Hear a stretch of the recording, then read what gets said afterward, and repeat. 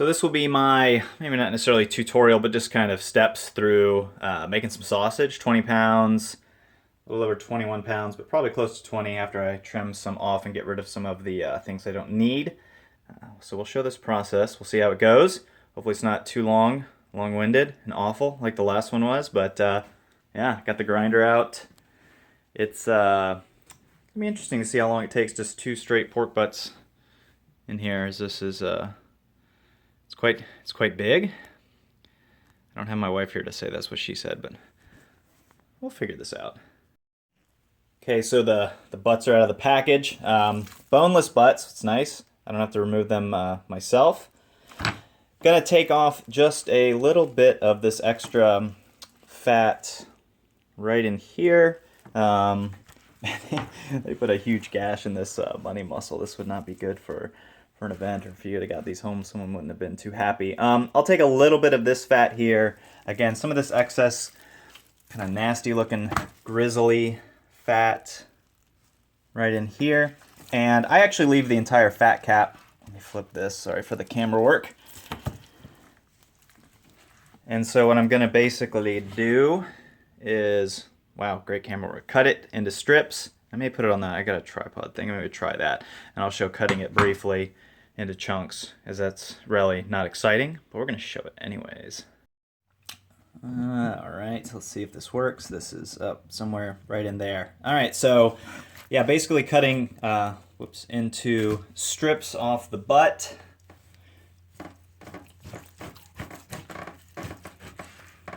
And I'll just repeat the process on both, and I'll try and get them into fairly uniform chunks that are probably closer, instead of 1-inch kind of cubes, I will get closer to maybe 2 or 1.5, this size here. And the only reason I do a little bit larger is because the grinder I have is actually fairly big, and the throat diameter where the meat will go down the throat here, this is weird already, it's just a little bit bigger, and so I can do larger chunks on my grinding of pork and other meats. And so just try and get it fairly consistent across the board.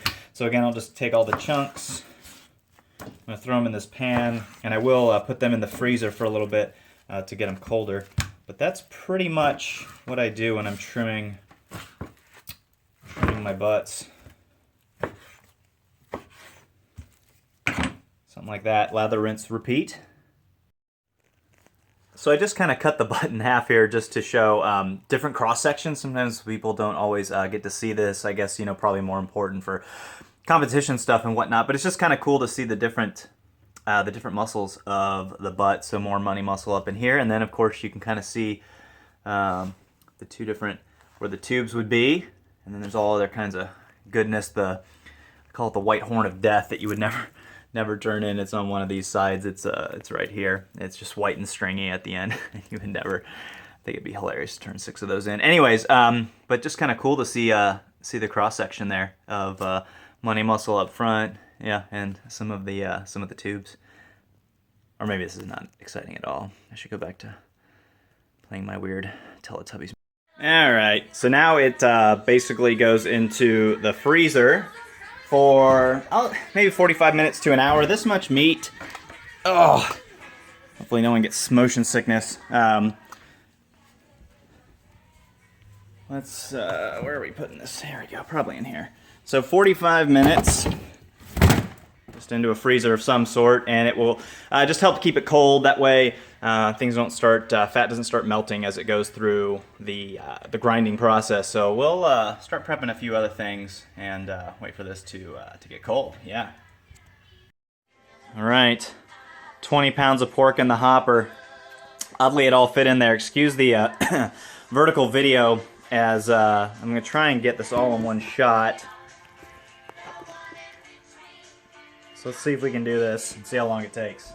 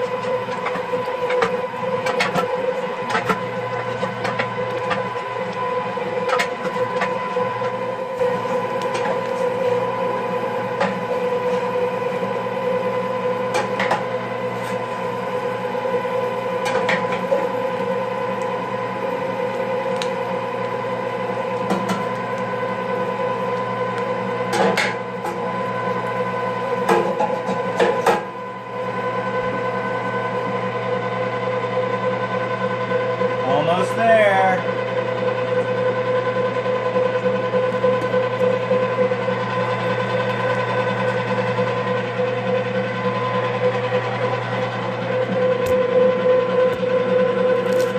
Take another glove off. There we go.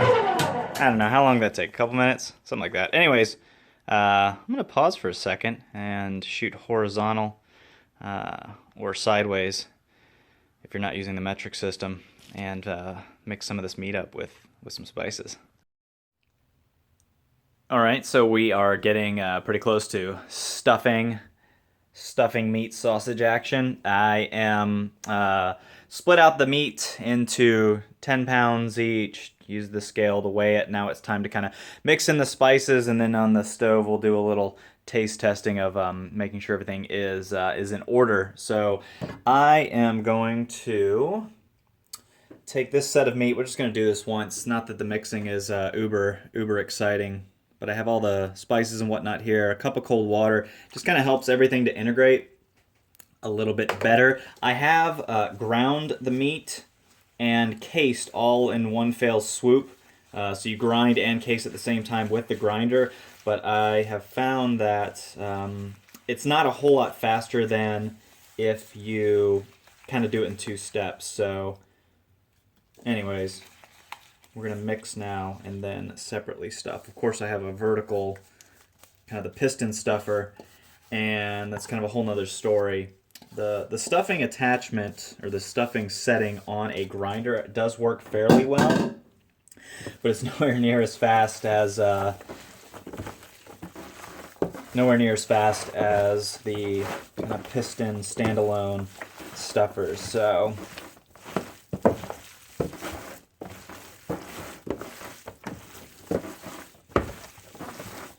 I'll do this once. I probably won't show the other mixing, as, I mean, you get the gist, and there's only so much you can listen to me.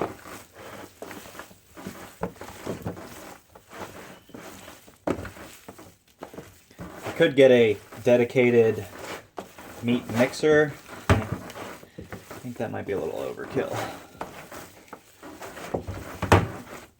I don't know, maybe go at it for a minute or so, and then you just kind of stuff it in the stuffer here.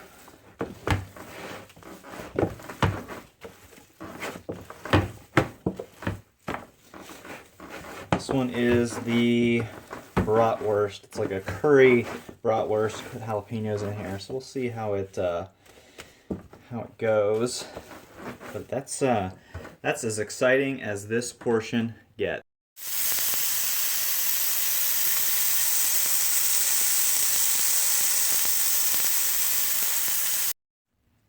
Alright, so I have, which one's this, the andouille? No, this is the bratwurst. So I am going to put it into my stuffer, and this one basically works. Put all the meat in there. There is this thing right here that blocks it. This is the air release valve. It's kind of tough to do with 2 hands, but we're going to push it in there. There we go. And once it's in place, the only thing that kind of holds it in place is once the piston kind of goes down there. And I'm going to pause for a second, put a bunch of casings on here, and then, oh, there comes some of the sausage. This is getting weird. I like it. And if it goes too fast, you can always just kind of back it off and it'll pretty much stop.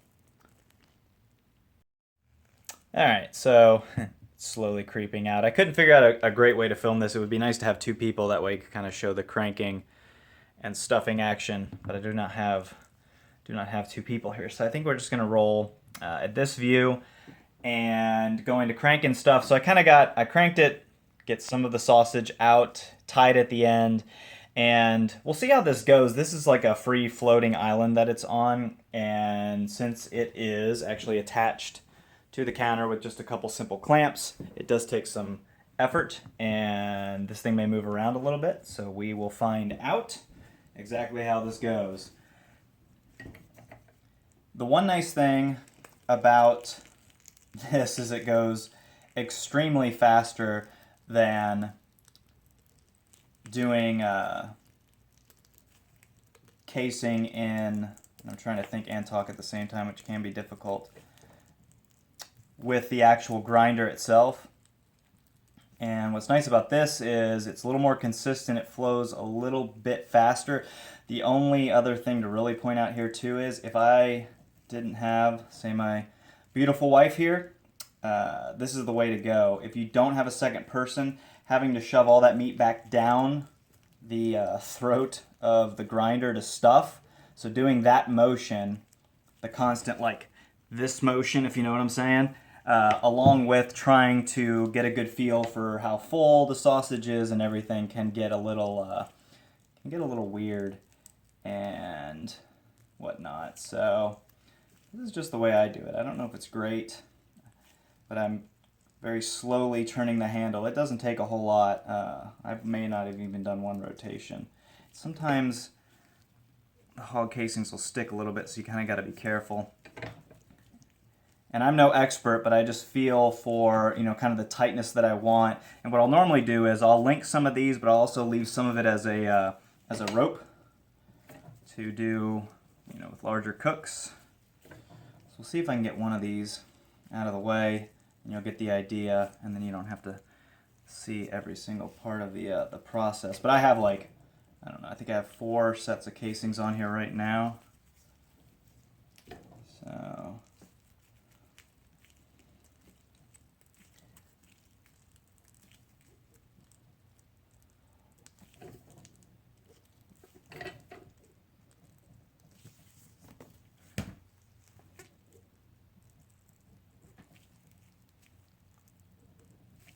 there's a hole right there. Yeah, there's a little hole, which is okay. It'll be, there might be a couple little pops, and if that happens, it is not the end of the world. I'm not going to redo this entire one just for that. So slowing down a little bit because I think I'm getting close to the end of this one. Some of the casings are longer than others, but this one, no, this one's going pretty well.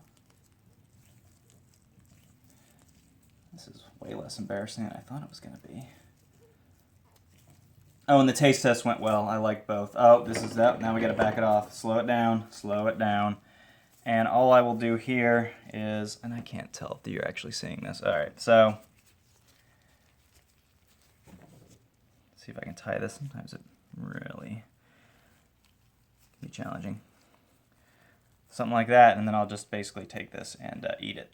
I guess that's one of the downsides of this piece, is that sometimes if you shoot too much out, if you're using the grinder, you can just put it back in the top, versus this thing, it's in the piston, and once it's in there, it's in there. So I will just, here, I'll set it over here to the side for now, and pull the next one off. Try not to rip it. It's okay if I rip the end. Tie, pretty much like that. All right, let's see if I can do this. Look at the camera at the same time. So the way I link is, well, I already got one kind of started here on the end, but you can grab here and here and just kind of give it a spin, and then you can jump down. You don't have to do one at a time. Now I can jump here and here, pinch again. Oops, just kind of spin, go down again, here, look at the camera, here. Looks like that lighting is just awful. And then one more. Yeah, there's a couple holes, but it happens. We'll save the rest of that. And one more link. This one, like the last one, sometimes right at the end, you always get one that's just a little smaller than the others. But that's pretty much how I go about linking them. Fairly easy. It is definitely in the beginning. I was not as good as I am now, and I probably even still suck like a decent amount. And so that will be the linking. I don't know what part of the video is going to be next. Maybe cooking, because that's pretty much it. Awkward silence. So what's on this plate is probably, I don't know, 1.5 pounds, maybe a little bit more than that, maybe closer to 1.75 pounds. Whatever's kind of left after I do about two links, and then the spiral action. I'll normally just bring the rest out and I'll vacuum seal this, and then it's great for like sliders, or one time I stuffed the inside of a turkey with all of this and it was amazing. So I kind of like the 3 sets of meat. So links, one of the ropes, and then a little bit of leftover ground from each, and I just freeze it up right what's on the bag and use it for other magical food-like things.